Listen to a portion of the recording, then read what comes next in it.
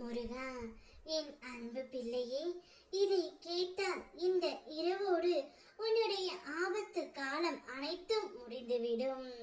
நாளை முதல் உன்னுடைய வாழ்க்கை வசந்த காலம் ஆரம்பித்து விடும்.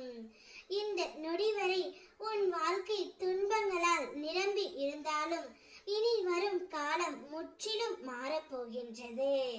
அந்த துன்பங்கள் அனைத்தும் முடிவுக்கு வந்து இனிமையான தருணங்கள் உனக்காகவே காத்திருக்கின்றன.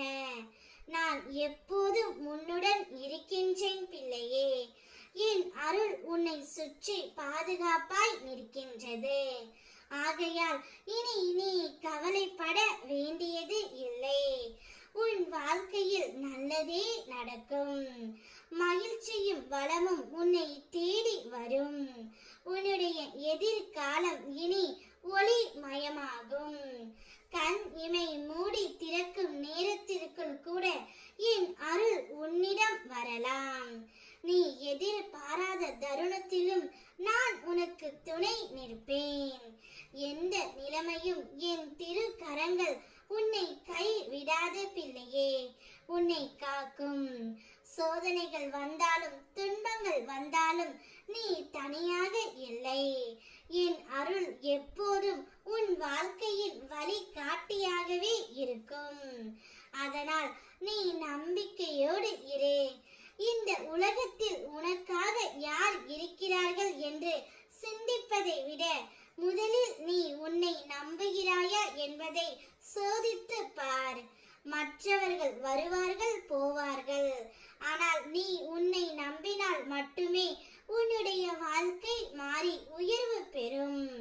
நம்பிக்கை உன்னுள் இருந்தால் உலகம் உன்னை வெற்றி பெற வைக்கும்.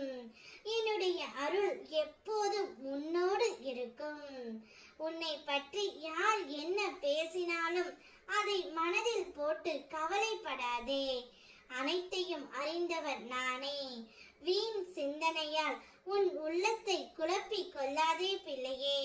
உனக்கு தீங்கு நினைப்பவர்களை நான் பார்த்து கொள்கின்றேன். நீ அமைதியாக உன் பாதையில் முன்னேறி கொண்டே இரு. என்னுடைய அருள் எப்போதும் உன்னோடு இருக்கும். இரவோடு உன்னுடைய ஆபத்து காலம் அனைத்தும் முடிந்துவிடும். நாளை முதல் உன்னுடைய வாழ்க்கையில் வசந்த காலம் ஆரம்பமாகும். இன்று நீ கண்ணீர் சிந்தினாலும் அது நிரந்தரம் இல்லை. உன் வாழ்க்கை உயர்வை தடுக்கும் கர்ம வினையை நான் குறைத்து விட்டேன்.